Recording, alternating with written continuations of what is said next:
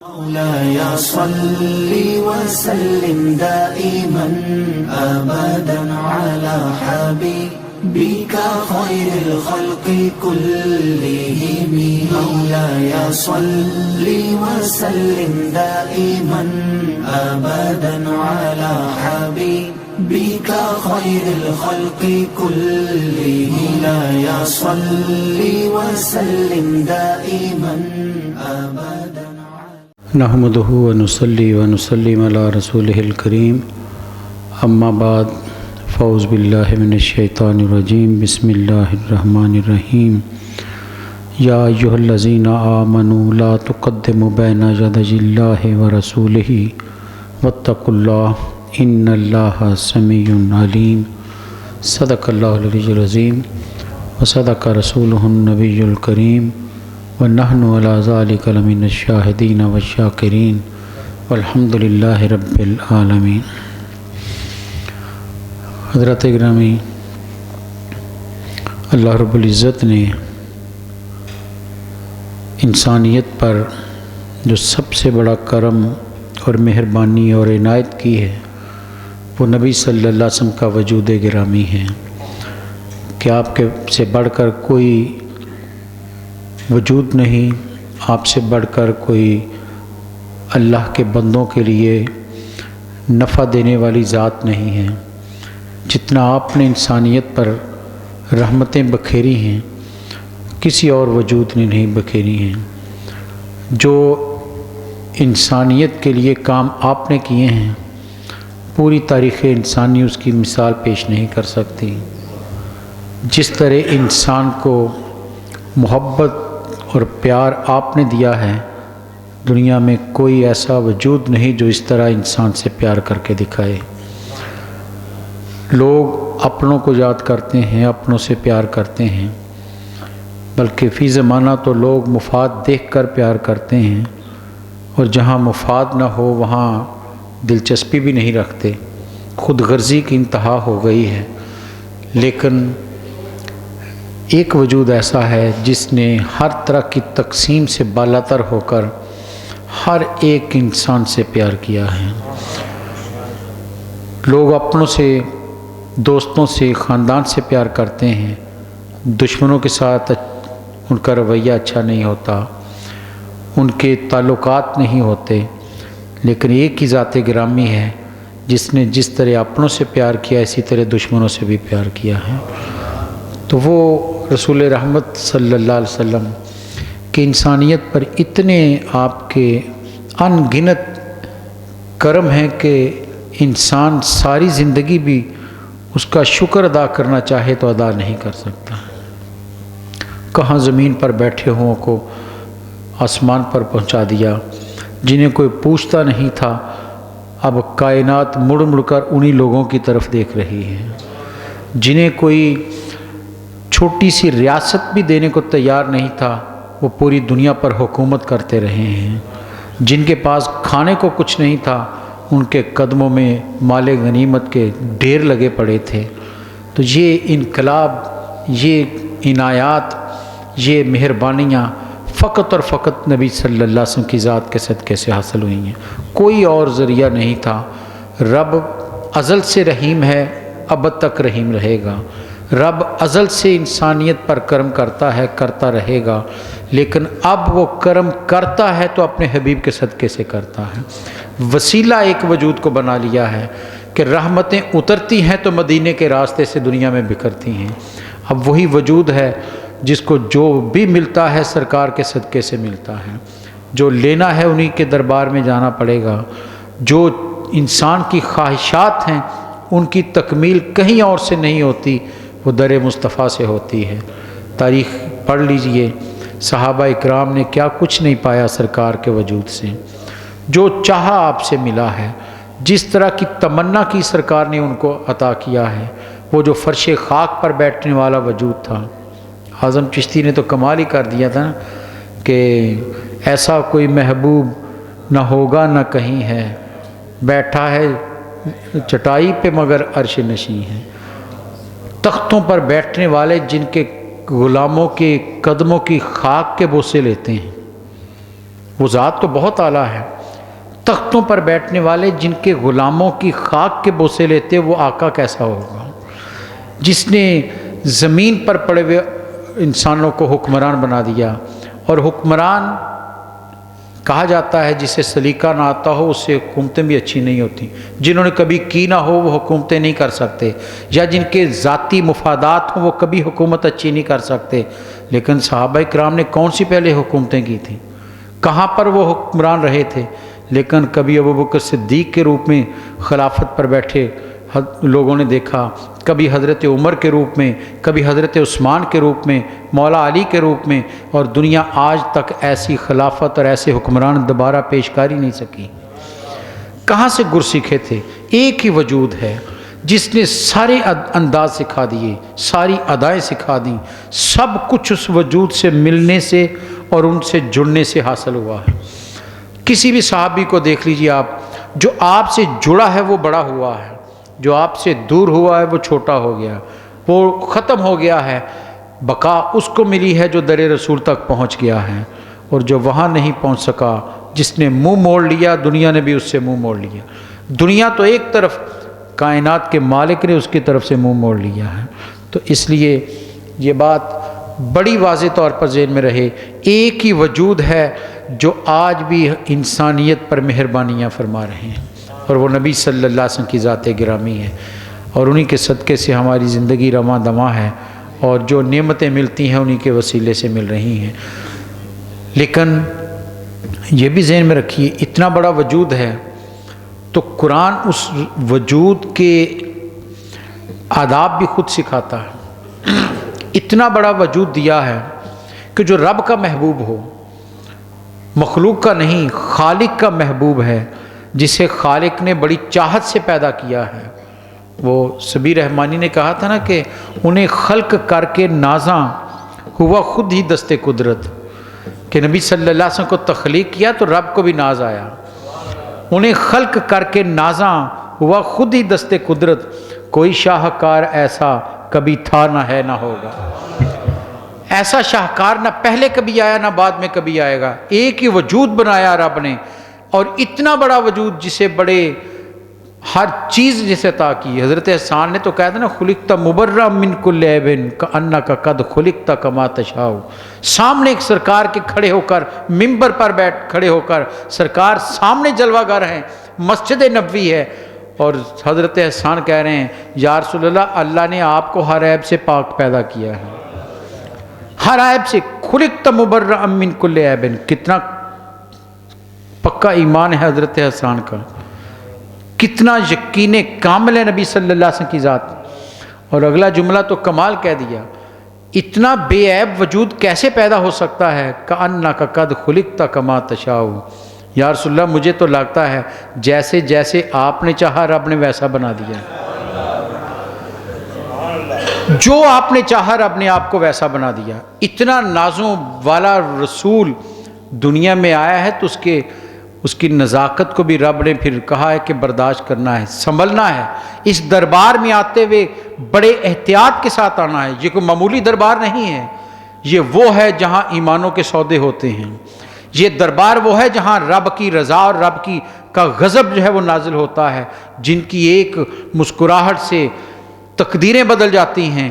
یہ وہ نازک دربار ہے. نفس گم کردمی ہے جنید و با یزیدی جا. ارے یہ تو وہ جگہ ہے کہ جہاں جنید بغدادی اور باجزید بستامی بھی سانس اونچا نہیں لیتے، اپنا سانس روک لیتے ہیں کہ نازک دربار ہے. تو اس لیے قرآن کہتا ہے ہم نے تم پر نہیں چھوڑا کہ تم کیسے میرے رسول کے آداب سکھاؤ گے، کیا بناؤ گے. ہم خود خالق ہو کر اپنے محبوب کے آداب سکھا رہے ہیں. کتنے بڑی بات ہے. اسی سے اندازہ کر لیجئے رسول محتشم کی شان کتنی ہے کہ رب ان کے آداب سکھا رہا ہے، رب پروٹوکول دے رہا ہے کہ اس وجود کے دربار میں آنا ہے تو کیسے آنا ہے. اور یہ ذہن میں رکھیے جس سورہ حجرات ہے، اور سورہ حجرات تقریباً 9 ہجری کے قریب اس کا نزول ہے، اور مدینہ میں اس کا نزول ہے. سارے مسلمان ہیں، سارے ایمان والے ہیں، اور سورت کو پڑھ لیجئے خطاب اہل ایمان سے کیا جا رہا ہے. کافروں سے خطاب ہی نہیں ہے، ایمان والوں کو آداب سکھائے جا رہے ہیں کہ تم ایمان تو لا چکے ہو، لیکن یاد رکھو ایمان تمہارا کامل تب ہوگا جب اس رسول کا ادب بھی تم کرو گے۔ جب تک ادب رسول تمہارے ذہن میں نہیں ہوگا اس وقت تک ایمان بھی تمہارا ساتھ نہیں دے سکتا۔ اور آگے قرآن نے اس کی بڑی واضح آیت میں بیان بھی کر دیا کہ تمہارے اعمال تمہارے منہ پر دے مارے جائیں گے اگر میرے رسول کی بارگاہ میں کوئی گستاخی بھی ہوگی۔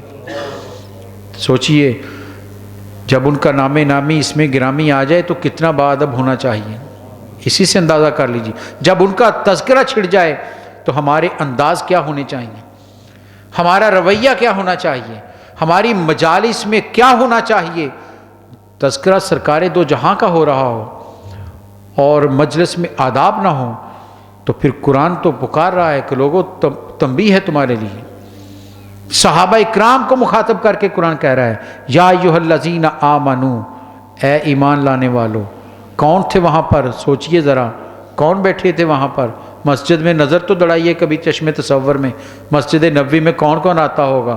کبھی نماز کی صفوں کو تو دیکھیے، ابو بکر کھڑے ہیں، عمر کھڑے ہیں، مولا علی کھڑے ہیں، عثمان غنی کھڑے ہیں، بلال حبشی کھڑے ہیں، حضرت عبد الرحمن بن عوف کھڑے ہیں، حضرت حسان۔ ایک ایک صحابی کائنات سے باری وجود ہے، ایک ایک صحابی تمام انسانوں سے زیادہ قیمتی وجود ہے، وہ سارے پیچھے کھڑے ہیں، وہ سارے مسجد میں موجود ہیں اور قرآن ان کے درمیان آیت نازل کر رہا ہے، قرآن کی وحی اتر رہی ہے یا ایھا الذین آمنو، اے ایمان لانے والو، خبردار آگاہ رہو، متوجہ ہو جاؤ۔ اہل ایمان کو خطاب کیا جا رہا ہے کہ سنو رب کی بات کو۔ کیا فرمایا لا تقدموا بین یدی اللہ ورسولہ، لا تقدموا، نہ آگے بڑھنا، نہ سبقت لے جانا، نہ آگے بڑھنے کی کوشش کرنا بین یدی اللہ ورسولہ، اللہ اور اس کے رسول سے، اللہ اور اس کے رسول سے آگے نکلنے کی کوشش نہیں کرنی ہے، ان سے سبقت لے جانے کی کوشش نہیں کرنی، ان کے حکم سے بڑھ کر آپ کوئی کام کرنے کی کوشش نہیں کرنی۔ جو وہ کہتے ہیں تم وہ کرو گے تو ایمان والے ہو، اگر آگے بڑھو گے تو تم ایمان سے خارج ہو جاؤ گے۔ فرمایا اللہ اور اس کے رسول، یہ تمہارے ایمان کی کسوٹی ہے کہ جو ان تک پہنچتا ہے وہی اہل ایمان ہے، جو ان کے حکم کو چھوڑ دیتا ہے وہ ایمان والا نہیں ہے۔ آگے نہیں بڑھنا ہے، زندگی میں جو بھی آپ کہیں اس کو مان لینا ہے، کسی بات سے انکار نہیں کرنا، جو بھی آپ کہتے ہیں آپ کی ذات کے جو حکم ہے اس کو اپنے لیے معتبر سمجھنا ہے، کیونکہ کائنات میں سب سے بڑا حکم آپ ہی کا ہے۔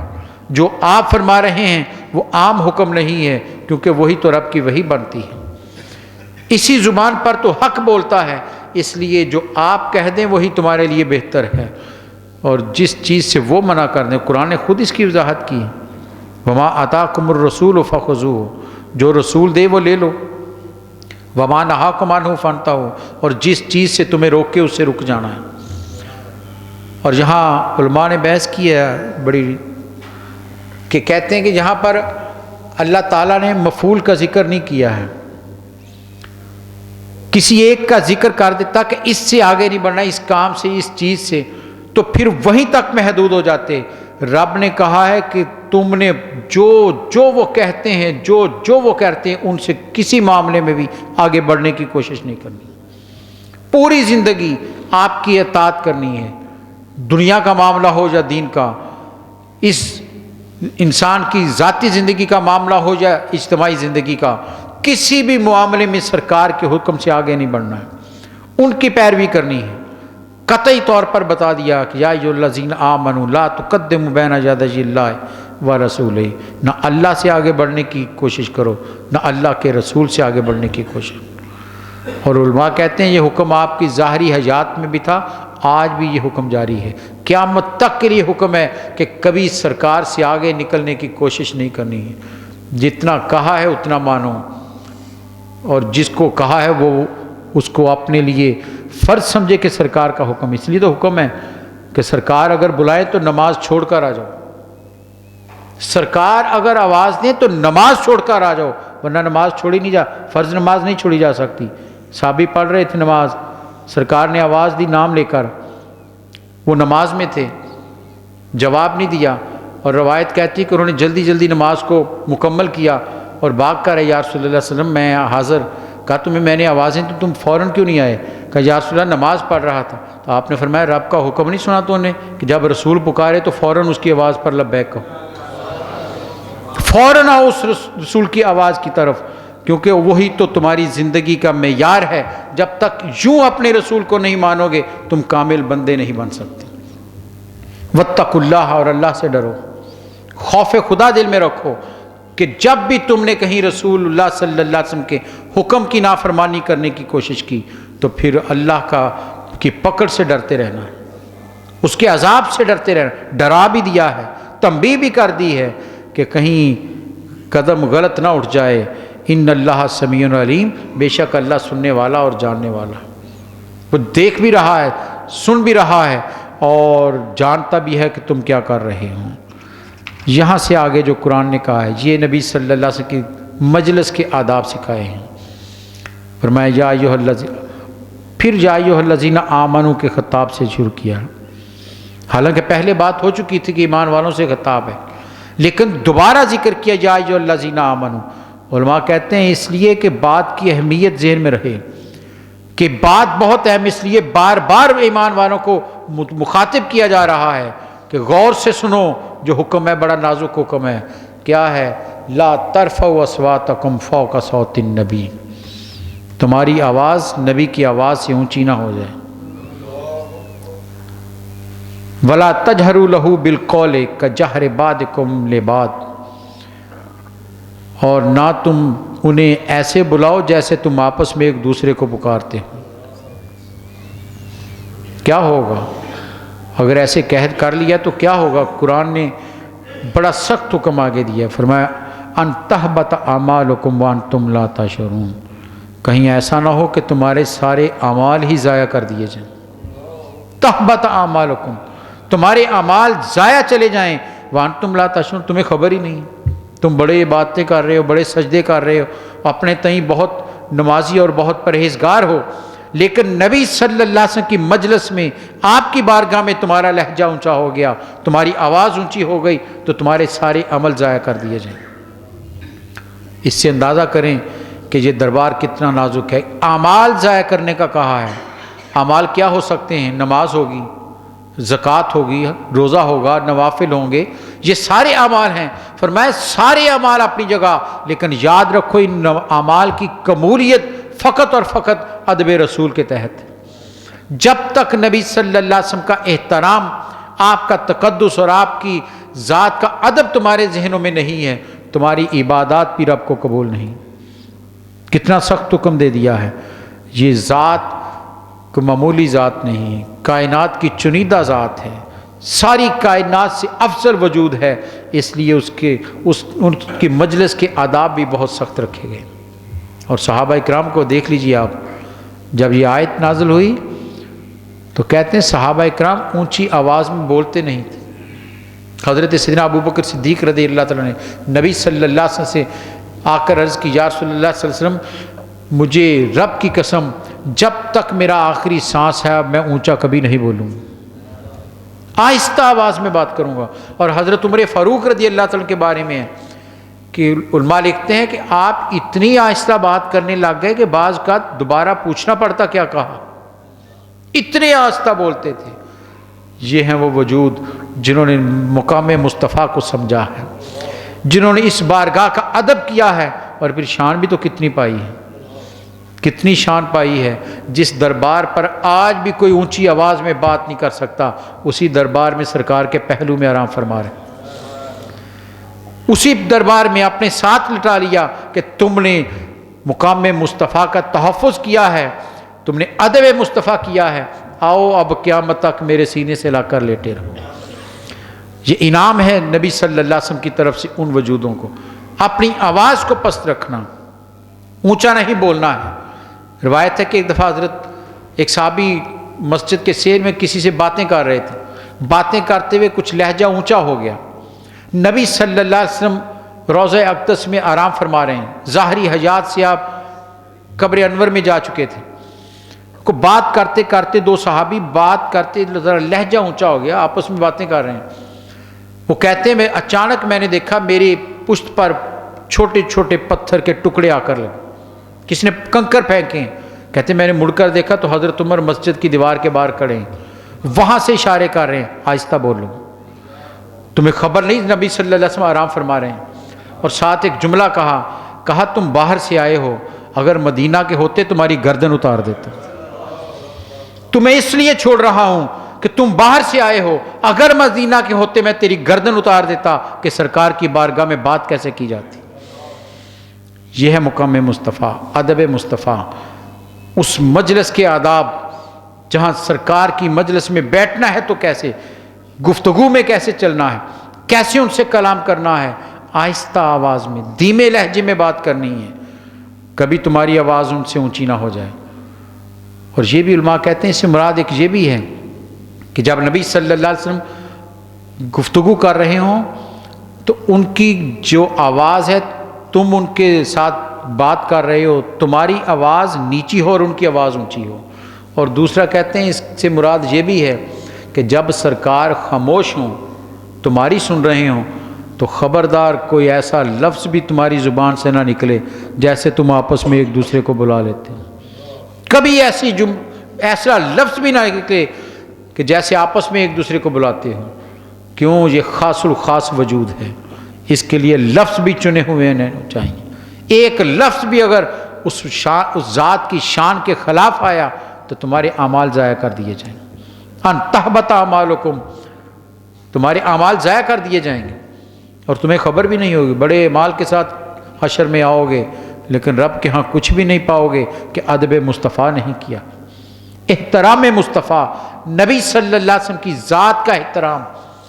یہی وجہ ہے کہ آج بھی جو سنجیدہ علماء ہیں، جو درد دل رکھنے والے علماء ہیں، وہ یہی بار بار تنبیہ کرتے ہیں کہ جہاں بھی نعت کی محفل ہو، جہاں ذکر رسول ہو، اس محفل کو، اس مجلس کو نہایت ہی باادب ہونا چاہیے، بہت باادب ہونا چاہیے کہ یہ بہت نازک مقام ہے، ذکر کن کا کر رہے ہو، کس ذات کے سامنے اپنی بات کرے، اس لیے وہاں ہاؤ ہو نہ ہو، شور شرابہ نہ ہو، بے توجہی نہ ہو، تمہاری ساری توجہ اس رسول صلی اللہ علیہ وسلم کی نعت کی طرف ہونی چاہیے، پھر وہ مجلس ادب کی مجلس بنتی ہے۔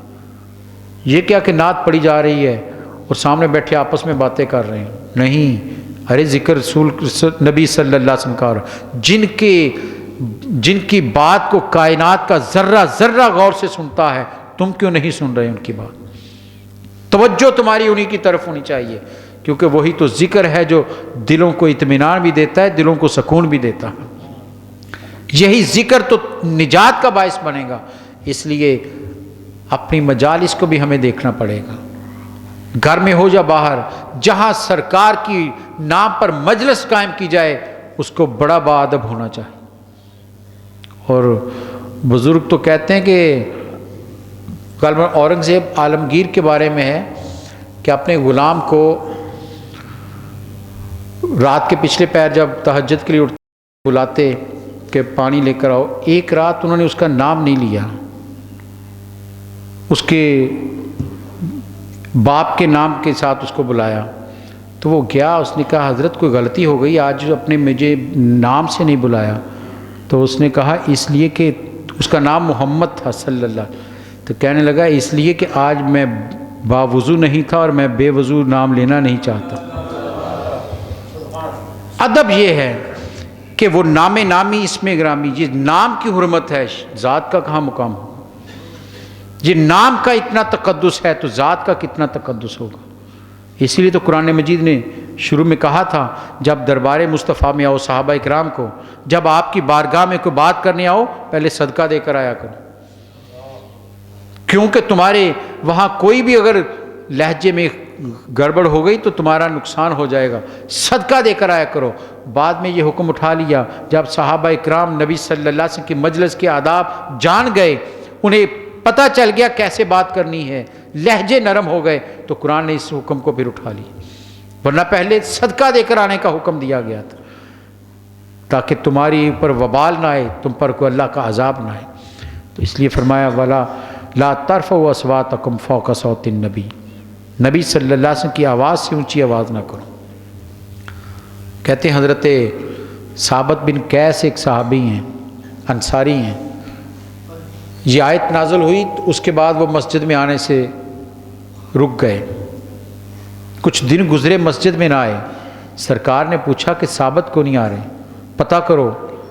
کوئی گئے ان کے گھر، بعض کہتے ہیں حضرت سعد گئے، جا کر دیکھا تو وہ رو رہے ہیں، زارو کتار۔ گھر والوں سے پوچھا کیا ہوا، تو کہنے لگے 3-4 دن سے گھر میں ہیں اور کمرے میں باندھے روتے ہی جا رہے ہیں۔ وہ ملے کہ کیا ہوا ہے، تمہیں تو سرکار بلا رہے ہیں، چلو سرکار کے پاس۔ سرکار کا حکم تھا، پہنچ گئے۔ نبی صلی اللہ علیہ وسلم نے پوچھا کیوں نہیں آ رہے تم، تو انہوں نے جو جملہ کہا، انہوں نے کہا یا رسول اللہ صلی اللہ علیہ وسلم، یہ آیت نازل ہوئی تھی لا ترفعوا اصواتکم فوق صوت النبی، تمہاری آواز نبی کی آواز سے اونچی نہ ہو جائے۔ یا رسول اللہ میری آواز تو ویسے بلند ہوتی ہے، اور میں اس دن سے توبہ کر رو رہا ہوں کہ میرے تو اعمال ضائع چلے گئے،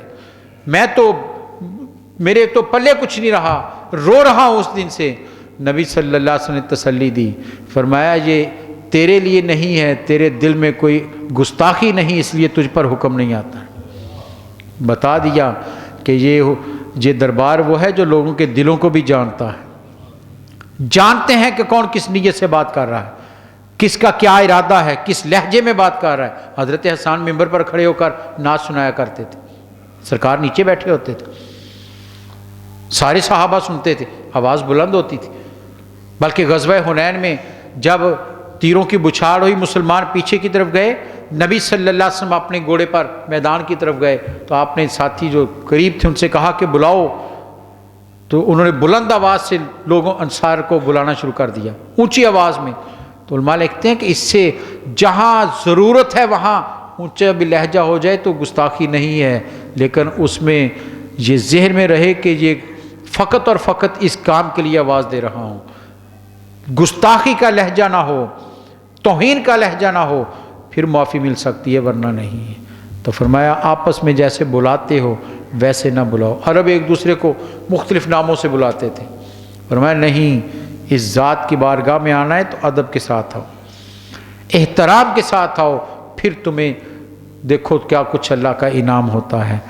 تو فرمایا وَأَنْتُمْ لَا تَشْعُرُونَ، اور تمہیں اس کا شعور بھی نہیں ہوگا کہ تمہارے اعمال ضائع کر دیے گئے۔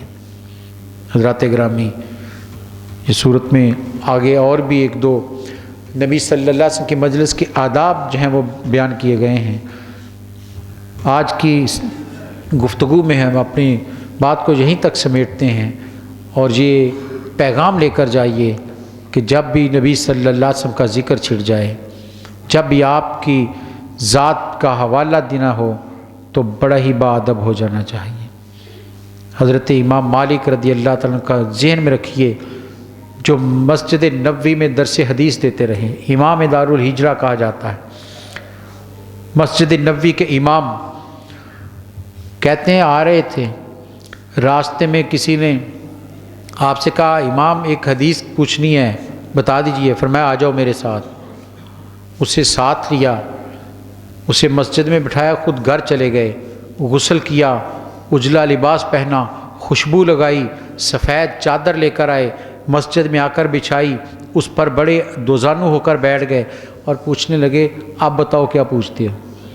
اس نے کہا امام یہ حدیث پوچھنی تھی، آپ نے بتا دی۔ وہ کہنے لگا امام یہ بات آپ راستے میں بھی بتا سکتے تھے، اتنا وقت لگایا، غسل کیا، خوشبو لگائی، مجھے انتظار کروایا، یہ راستے میں بتا سکتے تھے، آپ کو آتی تھی۔ تو امام کا جواب ذہن میں رکھیے، فرمایا تمہیں خبر نہیں میں رسول اللہ کے لفظ کی بھی حرمت کرنا چاہتا ہوں، ان کے لفظ کا بھی احترام ہے، یہ چلتے پھرتے بازاروں میں سنانے والی نہیں ہے، یہ ادب سے بیٹھ کر سنانے والی بات، کیونکہ نبی صلی اللہ علیہ وسلم کے زبان سے نکلا ہوا جملہ ہے، یہ بازار میں چلتے نہیں سنایا جا سکتا، ادب سے بیٹھ کر، احترام سے بیٹھ کر سرکار کی بات سنانی۔ یہ ہیں امام مالک علیہ رحمہ جو آج جنت البقیع میں آرام فرما رہے ہیں، یہ جنہوں نے ادب کیا ہے وہ شان لے گئے ہیں۔ اس لیے وہ شاعر نے کہا تھا نا کہ مومنو نعت کی محفل میں جو آ کر بیٹھو، مومنو نعت کی محفل میں جو آ کر بیٹھو، گردنوں ساری ہی نہیں دل بھی جھکا کر بیٹھو۔ یہاں تمہارا پورا وجود جھکنا چاہیے کہ کائنات کے سب سے بڑے وجود کا ذکر ہو رہا ہے۔